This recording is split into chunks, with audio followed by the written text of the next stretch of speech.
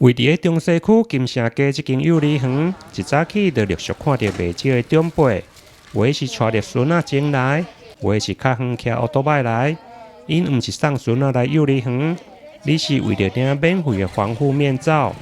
袂少的长辈表示，这间幼儿园真正是佛心来了。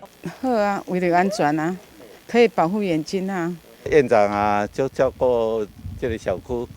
对这学生啊，咱像这听堂风评就好个啦，啊，佮做这慈善事业安尼，贡献真大。院长足亲切，啊，阮的两个孙仔拢伫遮读，啊，真好啦，啊，大家拢迄个真照顾阮遮个幼童遮个囡仔，啊，足好个。嘿，啊，伊的贡献很大，我感觉伊即回来发即个防护面具吼，互大家使用吼。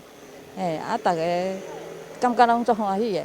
平时热心公益的园长陈春凤，之前嘛曾担任过幼教协会理事长。虽然现在疫情有较平缓，但日常的防疫嘛袂用的放松。尤其疫苗的施打期间，为了互长辈加一层的防护，伊嘛准备了600个防护面罩，免费来提供中西区65岁以上的长辈来索取。当初呢，会发起这样的一个起初的动念哈，真的是看到媒体新闻每次报道我们的死亡案例，每次内心都是非常的一个痛苦，非常指数非常高。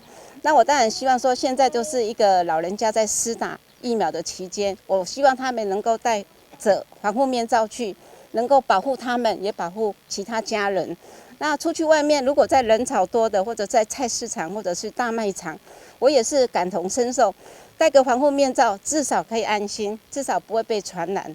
这个是我们非常期待每个国民大家都能够健康。除了提供长者免费的索取，另外幼儿园嘛赠送每一位小朋友一个人2个，提供家长保护家己，嘛保护家己的小朋友。这项的活动对今日起，伫个金城街幼儿园来发送，限量只有600个，送完为止。台南新闻林跟刘品言采访报道。